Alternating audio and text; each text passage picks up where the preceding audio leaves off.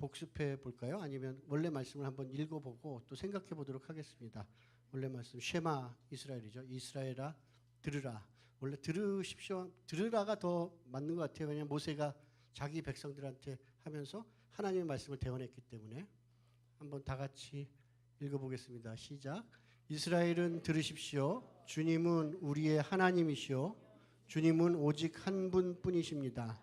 당신들은 마음을 다하고 뜻을 다하고 힘을 다하여 주 당신들의 하나님을 사랑하십시오. 아멘. 뒷장이 또 있나요? 아니면 요거까지인가? 네. 이거는 참 사실은 유대인들, 유대교를 하는 사람들과 저희 기독교는 사실 좀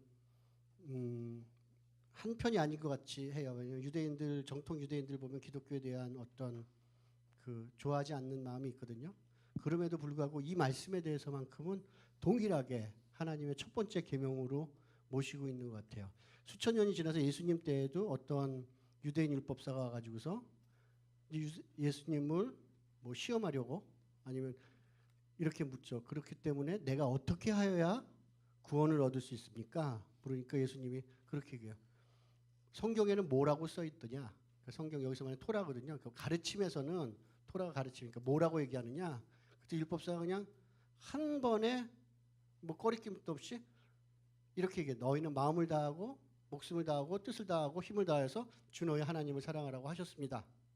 라고 얘기를 해요. 그리고 또 얘기를 하죠. 그리고 내 몸과 같이 내 이웃을 사랑하라고 하셨습니다. 그래서 그래 그렇게 행하면 된다. 그때 다시 율법사가 그런데 내 이웃이 누구입니까? 라는 질문 가운데 그 유명한 선한 사마리아인의 이야기가 나가죠. 그렇듯이 예수님과 율법사와 모든 유대인들이 동의하는 첫 번째 말씀이에요. 그리고 그것은 지난주에 얘기했던 것처럼 메주자라고 그 문과 문설주에 모든 문설주에 붙여놓고 또 테플린이라고 해서 미간에 또 손목에 매어서 그 말씀을 지키게 하는 이러한 아주 철두철미한 오늘날까지도 이렇게 된 말씀이고 그 말씀이 우리 가운데서도 어떻게 적용이 될지 어떻게 하면 이 말씀을 우리도 지킬 수 있을지에 대한 이야기들로 시작을 하고 싶습니다. 그러면 어떻게 하면 우리가 정말로 이런 거 있잖아요. 내가 하나님을 전심을 다해서 사랑해야지 한다고 그렇게 되나요? 사실 또 뭐라고 흔히들 이러죠. 그렇게 안 되면 뭐 육체가 뭐 뭐라고 그러죠? 육신이 약하여 뭐 이런 얘기도 하고 그러시는데 사실 그래요. 근데 성경에서는 어떻게 말씀하시는지 한번 볼까요? 다음 페이지 보면 초자연적인 능력에 대해서 하나님이 약속하셨는데 이거는 뭐냐 이제 모세 거진 말기예요. 이제 거진 모압 땅에서 건너편에 있는 요단강 건너편에 있는 가나안 땅을 바라보면서 모세가 얘기하는 이제 마지막 가르침들이에요. 그래서 요 30장이 끝나면 신명기 30장이 끝나면 바로 하나님이 이제 네 전권을 여호수아에게 줘라. 그래서 여호수아에게 그 권리가 뭐라 그러지? 지도자로서의 권리가 이임되고 그러면서 이제 뭐 그 신명기가 이제 마지막으로 가는 그건데 이렇게 얘기해요. 그 너희들이 복을 받는 거는 한번 같이 읽겠습니다.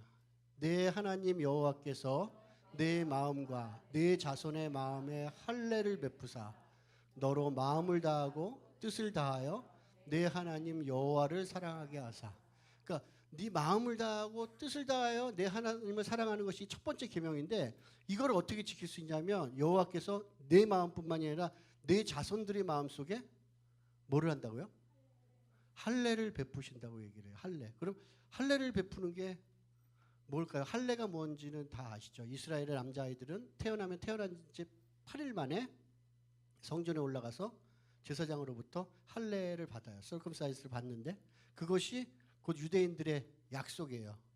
그거는 뭐냐면 또 다른 상징인데 이 당시에는 피를 그러니까 살을 갈라서 피를 내려서 피 흘림의 언약 그 카버넌트를 맺었거든요. 그렇기 때문에 할례는 언약을 상징해요. 그래서 마음의 할례를 베푸신다는 것은 하나님이 이들을 언약 관계 속으로 너와 나를 언약 관계 속으로 이끌으신다는 얘기예요. 그리고 우리가 하나님의 언약 관계 속으로 들어갈 때 하나님의 규례와 법도와 가르침 토라를 지킬 수 있도록 초자연적인 능력을, 마음을 부어 주시겠다는 그러한 말씀이죠. 보이지 않는 하나님을 우리가 사랑하는 것은 어느 날 저절로 되는 것이 아니라 의도적으로 노력하는 것이기도 하고, 또 그뿐만이 아니라 우리가 전심을 다해서 하나님을 사랑하기 위해서는 그분이 부어주시는 그 사랑을 깨달아야 돼요. 그 다음 거는 이제 신약에 나온 얘기인데, 우리가 어떻게 하나님을 사랑할 수 있나에 대한 로마서 얘기인데요. 좀 한글 성경이 좀 뭐라 그러나 잘 이해가 안 돼서 그냥 NIV를 인용을 했습니다. 좀 이해해 주시고요. 이 말씀은 우리가 받은 그 유명한 거예요. 그렇기 때문에 우리가 요 전 구절이 뭐냐면, 환난 중에도 우리가 기뻐할 수 있는 것은, 환난은 인내를, 인내는 연단을, 연단은 소망을 낳기 때문입니다. 그리고 그 소망은 여기거든. 그 소망은 우리를 실망시키지 않는데, 그것은 하나님께서 하나님의 그분의 사랑을 우리 심령 가운데, 우리 하트 가운데 pour out, 부어주시기 때문에, 그분이 우리에게 주신 성령으로 말미암아, 그렇기 때문에 실망하지 않는다는 거거든요. 그러니까 뭐냐면, 환난 가운데 또 우리가 기뻐하는 것은, 환난은 인내력을 쌓고 우리가 인내력을 만들게 하고, 그 인내력은 연단, 그러니까 성품을 만들어요. 계속된 인내를 통해서 우리가 성품을 만들어지고, 그 성품을 통해서 우리가 소망을 갖게 되는데, 그 소망이 우리를 실망시키지 않는 것은 사랑을 부어주시기 때문에, 하나님이 인위적인 사랑을 우리에게 부어주시기 때문인데, 그거를 사랑을 우리가 부음 받았을 때, 기름 부으심을 받았을 때 마음으로만 위로해서 실망하지 않는 것이 아니라 실질적으로 그 소망을 이루어 주신다는 약속이거든요. 그러니까 정신적인, 영적인 것만이 아니라 육적인 부분에까지도 소망을 이루어 주신다는 약속이에요. 그러니까 사랑은 소망을 성취시키는 능력이 있습니다. 그래서 사랑은 우리의 소망, 하나님의 소망, 하나님의 열심을 이 땅 가운데 성취시키는 그러한 능력이 있는, 초자연적인 능력이 결국 우리의 보이는 자연 세계에서도 드러나는 그런 능력이 있다는 얘기를 하고 있어요. 그런데 이런 것을 보면서 제가 또 느끼는 것은, 그런데도 불구하고 뭐 그냥 초신자나 아니면 불신자가 아니라 진지하게, 시리우스하게 하나님을 믿고 따르고자 하는 성도들 가운데서도 늘 이거에 대해서, 늘은 아니지만 실패하는 경우가 있어요. 그래서 이렇게 실패하는 이야기, 나를 포함해서 다른 분들도 그냥 첫 계명을 실현하고 살고 싶은데 걸림돌이 있어서 쓰러지는 이유들을 보면서 왜 그럴까 하는 거를 생각해보고, 오늘은 좀 왜 그럴까, 이래서 안 된다라는 좀 부정적인 이야기를 먼저 다루고, 그 다음에는 그러면 이렇게 하면 좀 잘 되더라, 첫 계명을 이루어 나가게 되더라 하는 이야기를 하겠어요. 그래서 첫 번째는 좀 네거티브한 얘기를 하자면, 다음 페이지를 한번 볼까요? 일반적인 실패의 요인에 몇 가지가 있는데, 그 중에 하나는 실패 후에 스스로에 대한 정죄감이에요. 뭐냐면 말씀대로 살아가고자 하고 결단하고 전심으로 사랑하자고 하고 하는데 실패해요. 이 죄는 짓지 않으려고 그랬는데 또 죄를 범해. 지난주에 고백하고 회개한 죄를 이번 주에 또 짓는 거예요. 그렇게 됐을 때 오는 좌절감, 정죄감. 그래서 이런 게 있죠. 그렇게 해서 실패를 하고 나면 마음속에 어떤 게 드냐면, 나의 실패로 말미암아서 하나님이 나를 좀 못마땅하게 여기시고 언젠가는 또 실패했단 봐라 하는 식으로 벌을 주려고 기다리고 계신다는 생각이 들기 시작해요. 그럼 하나님이 무서워지고, 그러한 정죄감 때문에 하나님 앞에 나아가지 못하게 하는 거죠. 마치 아담과 하와가 그러니까 죄를 지은 다음에 동산 나무 사이에 스스로의 몸을 숨겼듯이 스스로를 숨기게 되는 거. 이렇게 되는 것이 바로 사탄이 우리에게 즐겨 쓰는 무기입니다. 그렇게 정죄감을 주어서 하나님 앞에 나가지 못하게 하는 것이죠. 그런데 이런 얘기를, 사탄의 역할을 얘기하면서 우리 10계명의 제1계명을 생각해 봐요. 10계명의 제1계명은 뭐라고 되어 있냐면, 너무나 잘 알듯이 너는 나 외에는 다른 신을 내게 두지 말라는 말씀이죠. 그런데 원어적으로는, 영어로는 You shall have no other gods before me. 그러니까 내 앞에 다른 신을 주지 마라. 다른 뜻으로 얘기하면 너와 나 사이에 다른 신이 위치하지 말게 해라. 끼어들지 말게 하라는 뜻이에요. 사탄은 우리가 죄를 지었을 때 하나님과 우리 사이에 끼어들어가요. 끼어들어가서 우리가 직접 하나님과 커뮤니케이션 하지 못하게 하나님을 바라보지 못하게 가로막고 서가지고서는 대신 얘기하는 거예요. 하나님은 지금 너에 대해서 삐지셨어. 아니면 몹시 기분 상하셨어. 그렇기 때문에 너를 지금 벼르고 계셔. 그러니 너 조심해. 이런 식으로 하나님과 우리 사이를 이간질하는 거예요. 그게 사탄이 가지고 있는 고유한 특성 중에 하나가 분열의 영이기 때문에 하나님과 우리 사이를 분열해서 보지 못하게 하는 거고, 그게 우리가 사탄이 우리에게 주는 정죄감이고, 성경에서는 그게 우리의 양심을 향해서 쏘는 사탄의 불화살이라고 얘기를 하죠. 그것 때문에 하나님 앞에 나가지 못하게 하는 거. 결국은 그것 때문에 하나님과 멀어지고 극단까지도 이르게 하는 그런 거를 해요. 근데 실제로 생각해 보세요. 만약 자녀가, 우리 어린아이가 뛰어오다가 넘어져서 무릎이 까지고 피가 났다면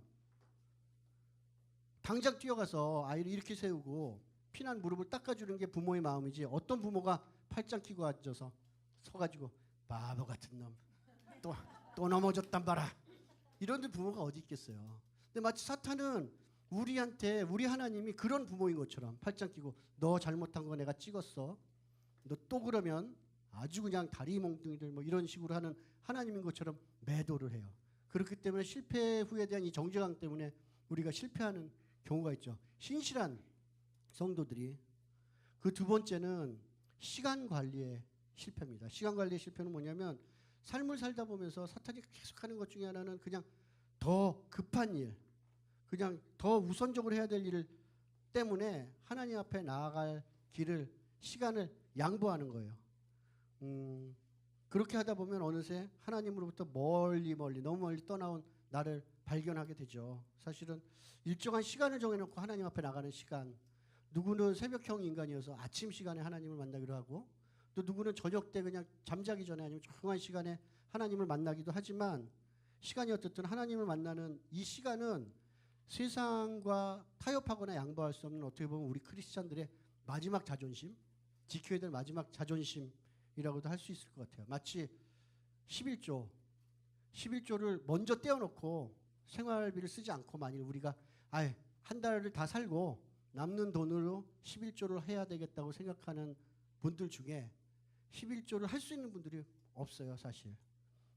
시간도 마찬가지거든요. 먼저 하나님 앞에 그 첫 열매를 떼어드리지 않으면 결국은 밀려서 시간 관리에 실패하고, 결국은 하나님으로부터 어느 날 문득 나를 보면 멀리 떠나온 나를 발견하게 되죠. 그것이 바로 살살 우리를 속이는 영에 의해서 우리가 넘어가는 그런 상황입니다. 세 번째는 절차를 우습게 여긴다. 무슨 얘기냐면요, 아주 극적인 하나님과 만나는 걸 우리는 너무 많이 봤어요. 요즘 드라마도 많고 뭐 이렇다 보니까 책이나 미디어를 통해서 그냥 극적으로 만나는 사람들을 너무 봤죠. 어떤 사람은 눈앞에서 그냥 스펙타클한 그냥 열린 환상이 막 보여지기도 하고, 어떤 사람은 명백한 하나님의 음성을 듣기도 하고, 성경책을 읽다 보면 바울은 담에색 도상으로 가다가 그냥 너무나 눈을 뜰 수조차 없는 밝은 빛을 만나서 말에서 떨어지고 실명하고, 이런 상황들을 생각하면서 그런 거를 기대하면서 그냥 절차를 무시하는 거예요. 그렇지만 이런 일은 사실은 평생에 한두 번, 바울의 인생, 그 위대한 사도 바울의 인생에서도 단 한 번 일어나는 그러한 사건이고, 그렇기 때문에 이게 책에도 기록되고 사람들의 입에도 회자되는데, 사실상 믿는 사람들의 대부분은 내가 기도를 한들 하나님이 들으시나, 하나님이 듣고 계신가 하는 그 조용하고 잠잠하고 그런 무응답의 시간들을 보내요. 테레사 수녀는 그렇게 했죠. 3년 동안 자기는 이런 시간을 보냈다. 대답도 없는데. 근데 그거는 하나님은 어떤 분이시냐면 본인을, 자기를 드러내기도 하고 숨기기도 하시는 분이기 때문에 우리의 믿음의 성장을 위해서는 어느 때는 의도적으로도 잠잠하세요, 상당히. 근데 그러한 시간들, 그냥 조용하고 아무것도 일어나지 않는 것 같은 이런 시간들, 사실은 이런 시간들이 하나님 앞에 들어지는 또 다른 카이로스의 시간이거든요. 그냥 지나가는 그런 시간, 하나님 앞에 계산되는, 하나님이 카운트하시는 이 시간 중에 하나는 그냥 아무것도 없는 잔잔하고 조용한 시간 가운데 너와 내가 누리는 그 사귐, 친밀감의 기름 부으심, 똑 한 방울 떨어지는 기름 부으시는 시간이 사실 하나님이 나와 나누시는 시간이고, 이 시간을 우습게 여기면 그것이 실패의 원인이 되죠.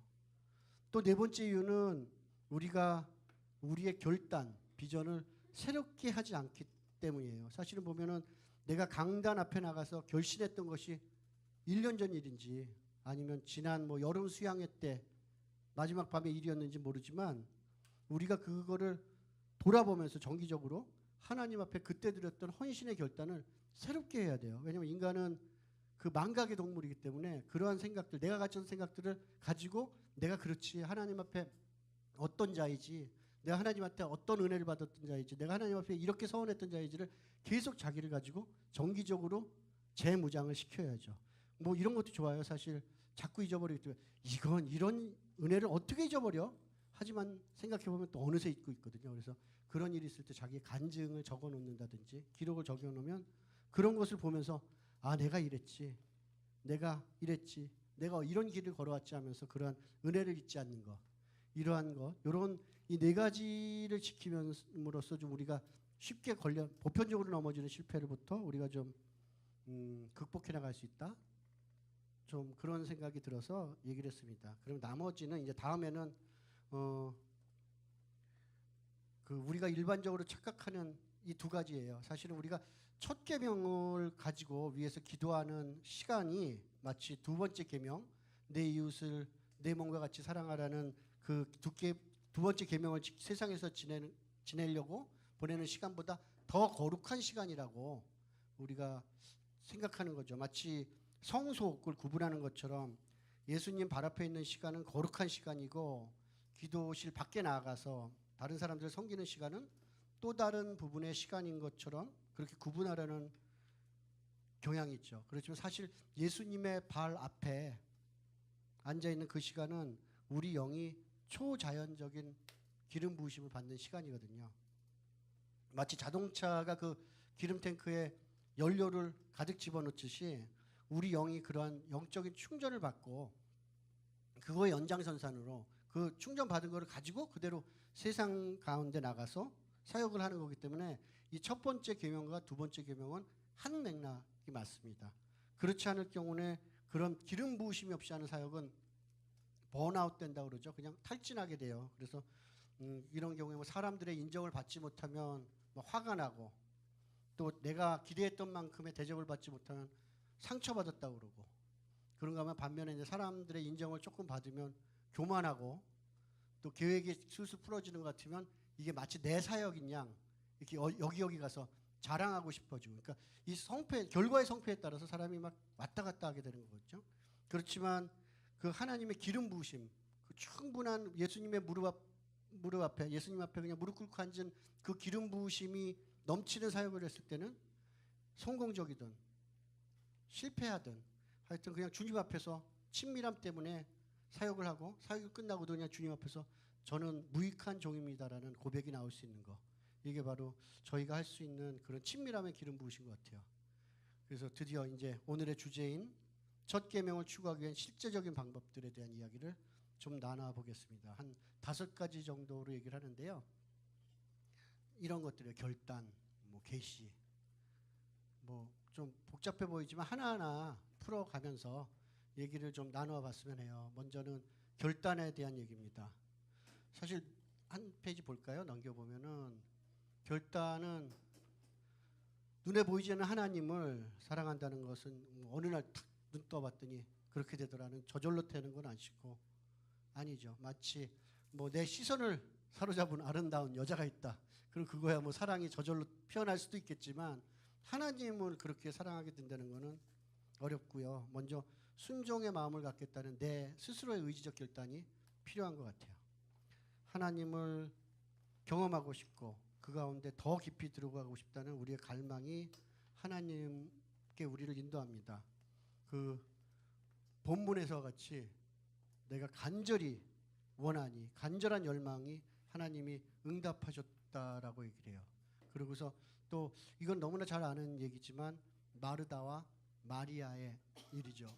마르다의 사역 중요한 사역이고 그런 사역이 없으면 공동체가 운영이 안 되지만 마리아는 주님 앞에 무릎 꿇고 앉는 일을 택했어요. 그래서 주님은 그걸 뭐라고 얘기하냐면 이 아이는 좋은 몫을 택했다.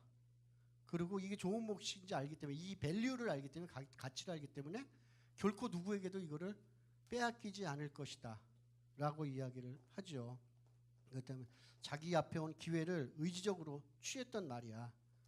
그러고서 그가 가진 의지적 결단으로 날마다 우리 역시 육체를 쳐서 하나님 말씀 앞에 굴복시키는 그래 우리의 의지적인 결단, 내 뜻을 다하여 하나님을 사랑하라 하는 의지적 결단이 첫 번째 우리의 전심으로 사랑하는 방법일 것 같아요. 두 번째는 계시입니다. 계시는 사실 너무나 중요한 이야기죠. 초자연적인 성령의 기름 부으심을 통해서만이 우리가 우리의 지각을 뛰어넘는다는 얘기는 뭐냐면 내 상식으로는 이해가 안 되는 그러한 하나님의 사랑을 영으로 알게 되는 그러한 것이죠. 그래서 사도 바울은 에베소서 우리 너무나 잘 알듯이 우리 주 예수 그리스도의 하나님이신 영광의 아버지께서 지혜와 계시의 영을 여러분에게 주셔서 하나님을 알게 하시니까 지혜와 계시의 영을 통해서 당신들이 하나님을 알 수 있다. 하나님의 사랑을 알 수 있다라고 얘기를 하죠. 이거는 우리의 의지로만 되는 거는 아닌 것 같아요. 여기 보면 수가성 여인이 나오죠. 수가성은 사마리아 세겜 지역 가까운 데 있었던 것 같은데 수가성에 있는 여인을 만났는데 예수님이 정오 정도 됐고 아무도 그 시간에는 뜨거워서 우물물을 풀어오지 않는 시간에 한 여자가 풀어왔고 그 여자한테 말을 걸었죠. 그랬더니 여자도 깜짝 놀라서 당신은 유대인이고 랍비인데 복장을 보니 어떻게 사마리아 여자인 나한테 말을 겁니까? 그렇게 하는 사람들한테 너는 5명이나 남편이 있었고 지금 같이 사는 그 남자도 내 남편이 아니다 라고 얘기를 하는 어느 순간에 얘기를 듣는 순간에 그냥 알아진 거예요. 이분은 당신은 선생님 내가 보니 선생님은 예언자이십니다. 다른 말로 얘기하면 그리스도이십니다. 메시아시군요. 알게 됐어요. 그냥 성령께서 그 마음 가운데 예수님이 했던 그 말 속에 있는 위로 이때 그 이혼권은 여자에게 있지 않거든요. 그러니까 버림받은 거예요. 남편이 전쟁에 나가서 죽던 병으로 죽던 아니면 어떤 이유로 버리던 그것도 5번이나 그런 버림의 대상이 됐고 지금 살고 있는 남자는 이런 거죠. 남편이 없게 되면 여인이나 고아는 고멜법 상의 가장 가까운 인척 중에 그 여자의 생계를 책임져 줘야 돼요. 근데 그 고멜법상의 사촌 역시도 이웃 역시도 이 여자랑 혼인 신고를 해주기는 싫었던 거예요. 그러고 싶지 않고 분깃을 주기는 싫었고 그렇기 때문에 그냥 이렇게 늘 버려짐에 있는 그 여자에 대한 위로의 말씀이 갔을 때 그냥 성령께서 그 마음속에 탁 계시하신 거거든요. 그래서 알아진 거예요. 당신은 메시아십니다. 이런 일방적 계시. 또 얘기하죠. 그 다음에는 베드로에게 얘기했어요. 여기는 그 가이사라 빌립보는 뭐냐면 이방신들이 들끓는데요. 카이사르와 필리포스 대왕의 두 가지를 합친 가이사라 빌립보는 이방신들의 성전이 막 가득 있는 것이고 그곳을 지나면서 예수님이 제자들한테 물어보시잖아요. 야, 세상 사람들이 나를 누구라고 그러더냐? 그때 제자들이 대답하게 더러는 침례 요한이라고도 하고 더러는 엘리야라고도 하고 또 어떤 사람은 예레미야가 살아서 돌아왔다고도 하더이다. 그때 예수님이 다시 베드로에게 묻는 거예요. 그렇다면 너는 나를 누구라고 생각하느냐? 이 말씀을 들었을 때 툭 베드로의 마음속에 성령께서 그냥 뻥 치신 거예요.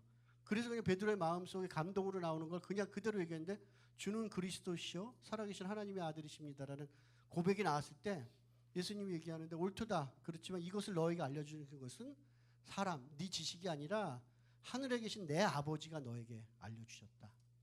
이렇게 계시로 알려진 거거든요. 하나님이 어떤 분인지 어떤 사랑이신지. 그러면서 뭐라고 얘기하냐면 그 놀라운 고백. 그렇기 때문에 내가 너의 이 고백 안에 내 교회를 세우겠다. 하나님이 성령께서 계시해 주신 이 고백. 이 고백이 반석이 돼서 그 반석 위에 예수님의 신부인 교회가 우뚝 서게 되는 이러한 일들. 그러니까 하나님이 일방적인 계시로 이 땅 가운데 그런 하나님의 교회를 세우시는데 그것이 이제 하나님의 뜻인 것 같아요. 그러면 하나님의 뜻만 그냥 감 떨어지기를 기다리고 있는가? 그렇게 아니라 세 번째는 개인적인 청원이에요. 개인적인 청원은 뭐냐?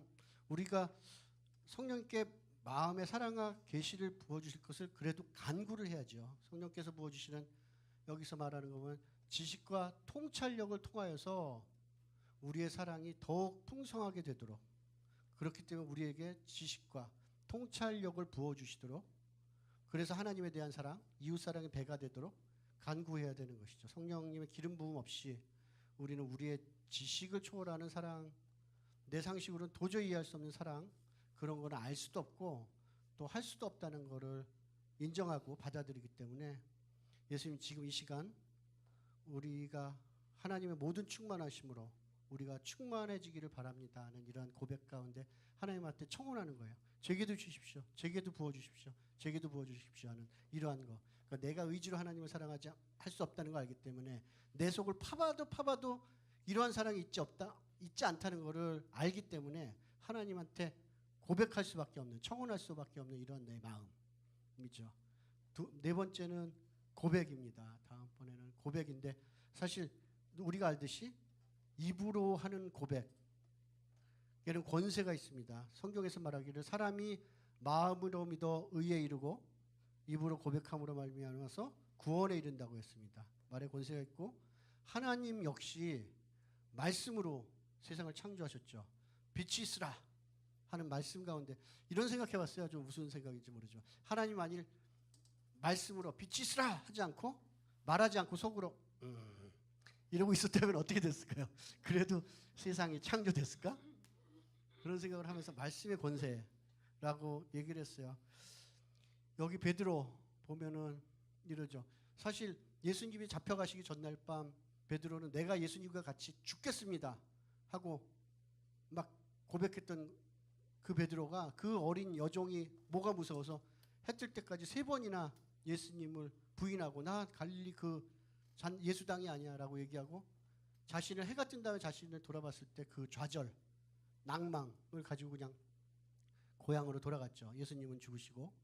근데 다시 예수님이 나타나셔서 그 새벽에 고기를 굽고 그물을 건지니까 153마리나 건지고, 그리고 와서 왔는데 물어보는 거예요. 요한의 아들 시몬아, 내가 나를 사랑하느냐? 근데 베드로가 감히 이제는 지 입으로 내가 예수님을 사랑한다라고 장담할 수도 없어요. 왜냐하면 내가 예수님을 사랑하고자 그렇게 작정했지만 내 뜻대로 안 됐잖아요. 내가 한 짓은 뭐야? 결국 3번이나 예수님을 부인했잖아요. 그렇기 때문에 감히 내 입으로는 내가 사랑합니다라는 말조차도 못하고 그냥 이럽니다. 내가 주님을 사랑하는 것을 주님이 아십니다. 똑같이 3번을 다 이렇게 물어봐요. 내가 나를 사랑하느냐?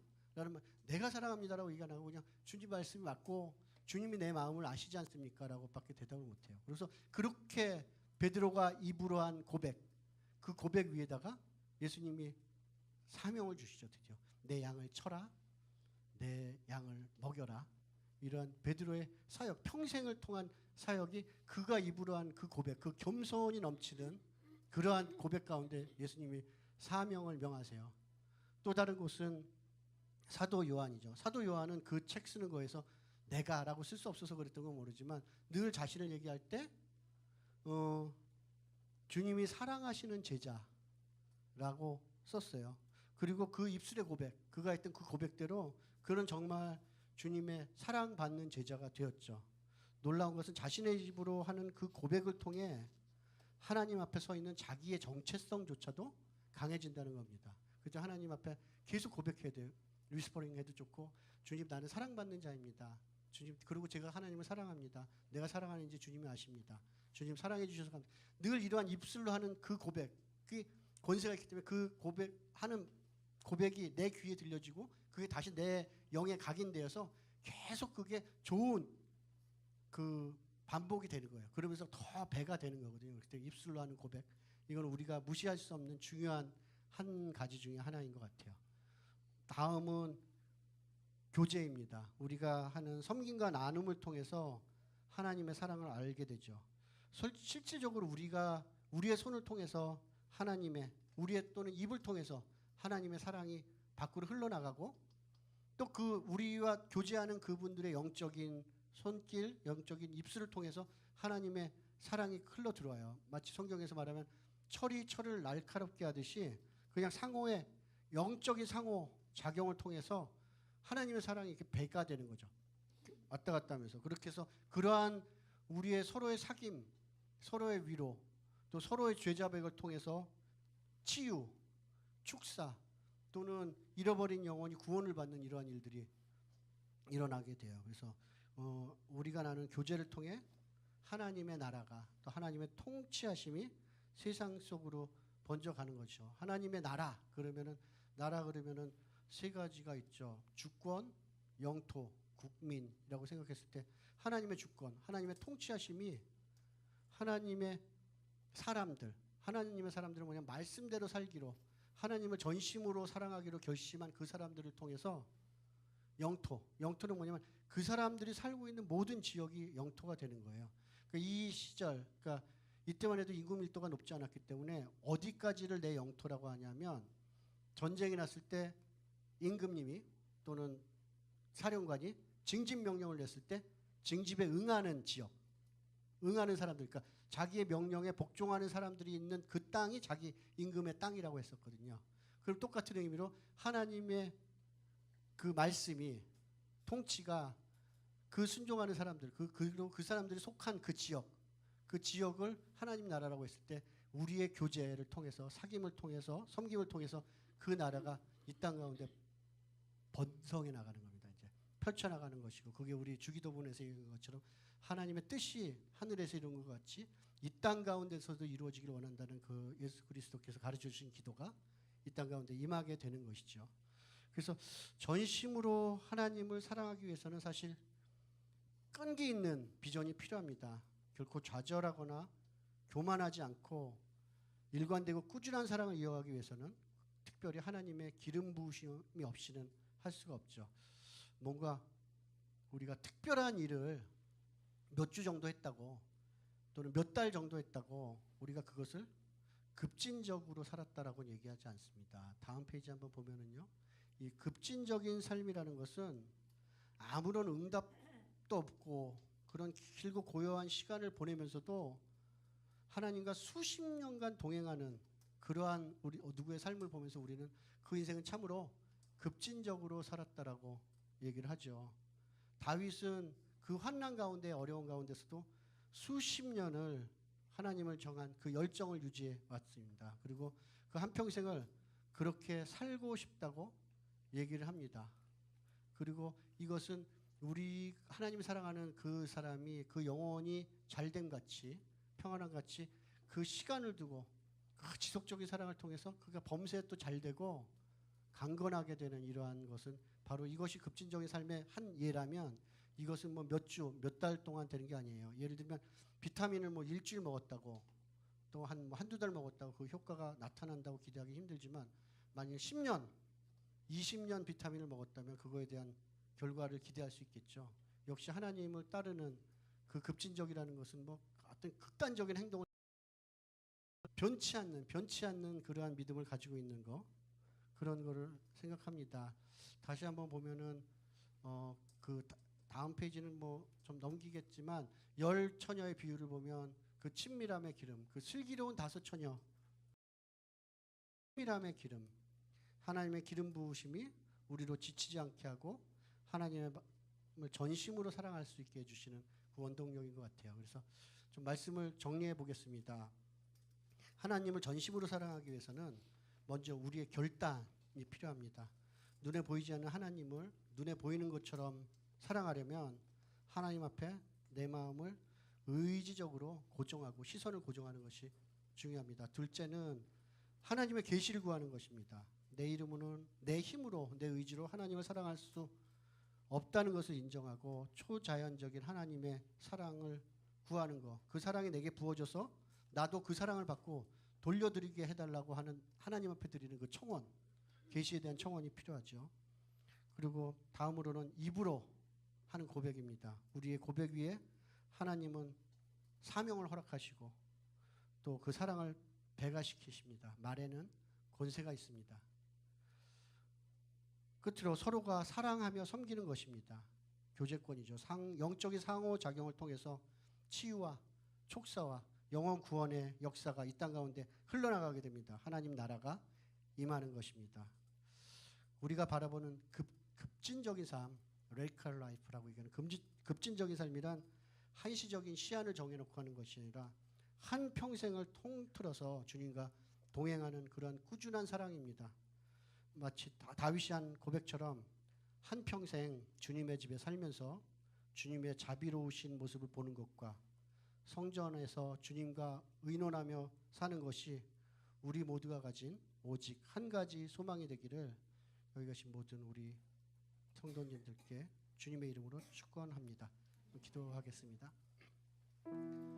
사랑이 많으신 주님, 그 첫 번째 계명 정말 너희는 마음을 다하고 목숨을 다하여 뜻을 다하고 힘을 다하여 내 주 하나님을 사랑하라 하신 그 말씀 가운데 담긴 하나님의 깊고 넓고 무한하신 사랑을 기억합니다. 이 사랑은 저희가 의지적으로 결단하며 하나님한테 청원하여 드려야 되는 것이 뿐만 아니라 하나님께서 저에게 한없는 기름 부으심으로 친밀한 기름 부으심으로 저희한테 채워주신 약속이심을 믿습니다. 하나님, 정말 저희는 무익한 종입니다. 오직 하나님 허락하시는 그 범위 안에서 하나님을 이해하고 알고 모든 지식을 뛰어넘는 하나님의 사랑이 저희를 덮을 때 정말 그 사랑으로 화답할 수 있습니다. 주님, 저희 마음을 여시고 지혜와 계시의 영으로 하나님을 알게 하시고 그 사랑, 끝없는 사랑을 향하여 저희가 한평생을 주님과 함께 살면서 성전에서 주님과 의논하며 사는 것이 저희의 오직 한 가지 소망이 되기를 이 시간 또한 바라며 소망하며 주님께 아뢰입니다. 주님 오셔서 주님의 열심으로 이 모든 일을 이루어 나가시기를 믿음으로 기대하며 또한 신실하신 하나님, 능히 이기실 하나님을 믿고 의지합니다. 예수 그리스도 이름으로 기도드립니다.